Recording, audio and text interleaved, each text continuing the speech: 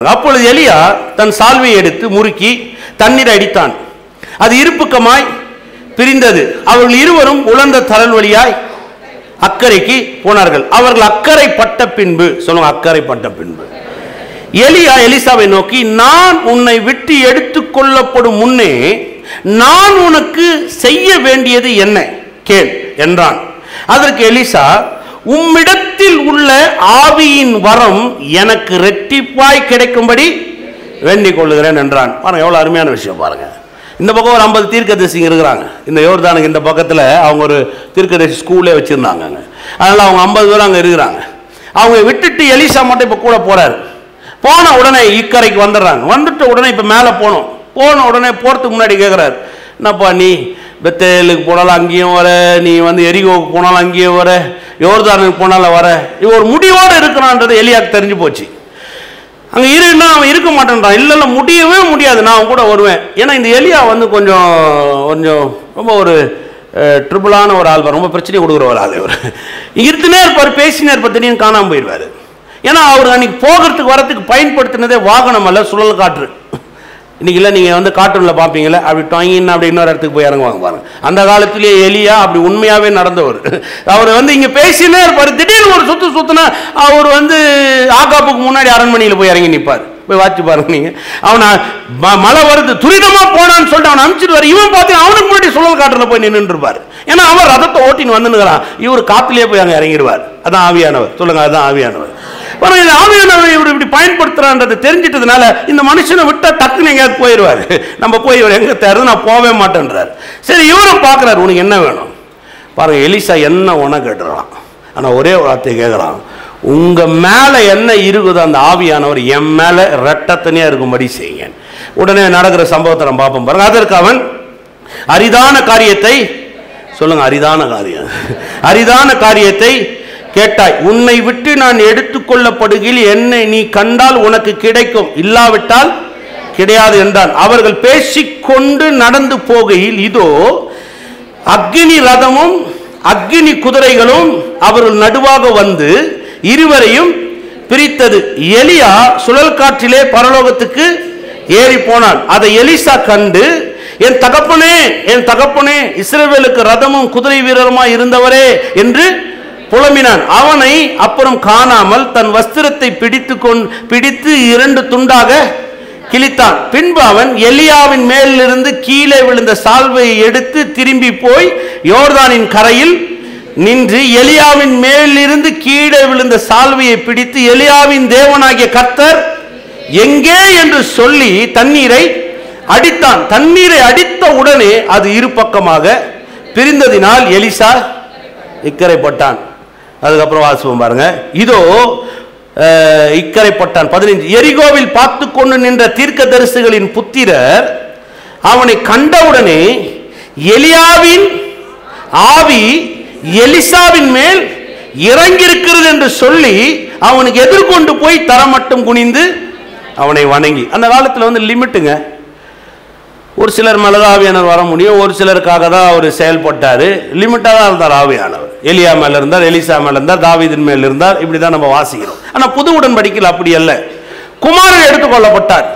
குமாரன் எடுத்துக்கொள்ளப்பட்டபடினால இப்பொழுது விசுவாசிக்கிற எல்லோரும் மேலும் ஆவியானவர் வருகிறார். எத்தனை நம்புறீங்க? சொல்லுவாங்க, விசுவாசிக்கிற எல்லோரும் மேலும். இங்க லிமிட் கொண்டு வரல. இங்க உங்களை ஒரு வட்டத்துக்குள்ள கர்த்தர் கொண்டு வரல. இங்க விசுவாசிக்கிற எல்லோருக்குமே அது நடக்குது. அது அப்ப விசுவாசிக்கிற எல்லோரும் மேலும் ஆவியானவர் கிரியை செய்ய வல்லமை உள்ளவரா இருக்கிறார். எத்தனை பேர் விசுவாசிக்கிறீங்க? அப்ப அவன் கேட்ட காரியம் அரிதானது. அன்னைக்கு எலியா கிட்ட இருந்து எலிசாக்கு மட்டும்தான் கிடைக்கும், அது அரிது. ஆனா இன்னைக்கு நான் சொல்றேன், அவரை விசுவாசிக்கிற ஒவ்வொரு குமாரன் மேலும் குமாரத்தின் மேலையும் கர்த்தர் கிரியை செய்ய வல்லவரா இருக்கிறார். எத்தனை பேர் விசுவாசிக்கிறீங்க? சொல்லுங்க, ஆவியானவர் என் மேல இருக்கு. சொல்லுங்க, அவர் பலன் என் மேல இருக்கு.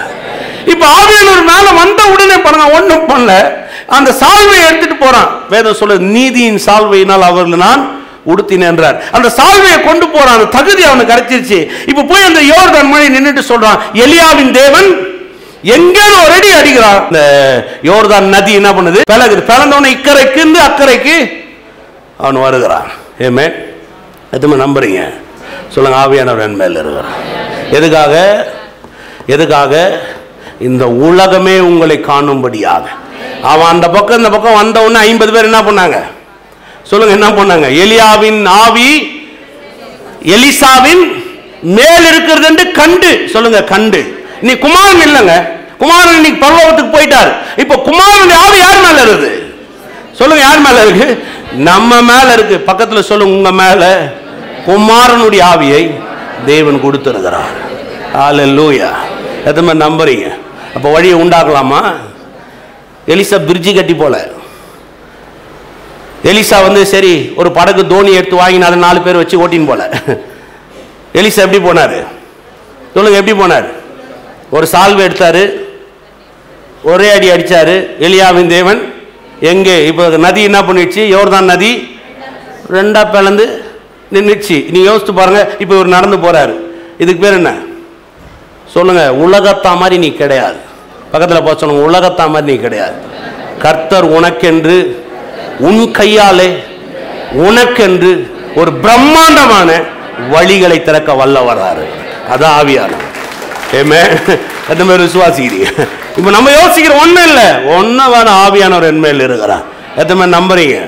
ஆவியானவர் மேல் இருக்கிறார்னா ஆவியானவர் நம்முடைய எண்ணங்கள் முழுவதும் குமாரனுடைய எண்ணங்களாய் மாத்துகிறார். அப்படியே இப்ப எலிசா பாருங்க, முழுமையா எலியாவுடைய எண்ணம் அப்படியே பார்க்கிறான். அவர் அந்த எலியா சொல்லும் பொழுது, நான் மேல போகும்போது நீ என்னை பார்த்து கொண்டு இருக்கையில் சொல்லும்போது அவன் அப்படி அந்த எலியாவே பார்த்துட்டு இருக்கான். எலியாவை பார்த்து பார்த்து பார்த்து இப்ப எலிசா முழுவதும் எண்ணம் முழுவதும் எலியாவின் எண்ணம் ஆயிடுச்சு. இப்ப எலியா மேல இருந்த ஆவி எலிசா மேல வந்துருச்சு. ஆமென். குமாரனை பார்க்க பார்க்க பார்க்க உங்களுக்கு தெரியணும், குமாரன் எதுக்காக இந்த பூமிக்கு வந்தார், குமாரன் எதுக்காக இந்த பூமியில காரியத்தை வாய்க்க பண்ணார், குமாரன் எதையெல்லாம் செய்யும்படி அழைத்திருக்கிறார். இந்த குமாரன் மூலமாக உங்க மனம் மறுரூபமாகுது. ஆவியானவர் மூலமாக எது மறுரூபமாகுதோ அவை எல்லாம் உங்க வாழ்க்கையில நிறைவேற்றப்படுகிறது. இதுதான் ஆவிக்குரிய வாழ்க்கை. ஆமென். எதை நம்புறீங்க? சொல்லுங்க, மனம் மறுரூபமாகுது, ஆவியானவர் மூலமாக காரியங்கள் நிறைவேறுது. அல்லேலூயா. கிதியோன் மாதிரி இருக்கக்கூடாது. நான் பெருசா பாஸ்டர் பேசிட்டார், அதெல்லாம் யாருக்கோ சொல்லினுக்கிறார், நமக்கு போய் நடக்குமா? நீங்க வேலை செய்யற இடத்தையும் உங்களுக்கு சொந்தமாய் மாத்தி தர கர்த்தர் வல்லமையுள்ள. எல்லாத்துக்கும் நினைக்கிறோம், ஆண்டவரே நான் வேலைக்கு போறேன். நீ வேலைக்கு இன்னைக்கு போ, நாளைக்கு நீ உன்னை ஓனரா உன்னை கர்த்தர் மாற்றுவார். எத்தனை நம்புறீங்க? சொல்லுங்க, இயற்கை காப்பாடப்பட்டவர். பக்கத்துல சொல்லுங்க, இயற்கை காப்பாடப்பட்டவர். சொல்லுங்க, நான் சுழல் காட்டிலே சுத்துறாள். ஏமே எலியா சுத்தலையா சுழல் காட்டுல? எலியா மட்டும்தான் சுத்த முடியுமா? சுத்த முடியுமா? முடியாதுங்களா? நான் விசுவாசிக்கிறேன், நான் சூப்பர் நேச்சுரலா மறுக்கிறதே கிடையாது. பாருங்க, நான் விசுவாசிக்கிற கர்த்தர் எதை எனக்காக செய்ய வல்லவர். ஆமென். அல்லேலூயா. பெரிய பிரம்மாண்டமான காரியத்தை அவரால் செய்ய முடியும். காற்றையும் காண மாட்டீர்கள், மழையும் பார்க்க மாட்டீர்கள், உங்க வாய்க்கால்கள் நிரப்பும். கர்த்தர் அப்படி நிரப்ப வல்லவராக இருக்கிறார். சொல்ல பாருங்க, வேர்வையை நம்பி வாழ்ற ஆள் நம்ப இல்லைங்க. நான் வேர்வையினால உயர்ற ஆள் கிடையாது. செய்யும் தொழிலே தெய்வம், அந்த தொழில தெய்வமா பார்க்கிற ஆள் கிடையாது. என் தெய்வமே வேற.